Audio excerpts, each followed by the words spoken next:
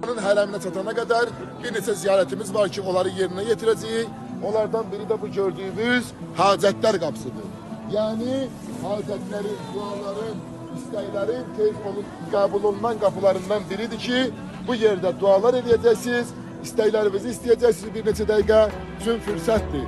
İmamımız Aleyhisselam'ın hərəmi, aramlıq hərəmidir ve dünyanın en büyük hərəmlərindən biridir ki, bu hərəmə daxil olan bütün dərdin sərin unudar, bütün çətinliyin unudar. Hamının qəlbində bir rahatlıq var bu dəqiqədə.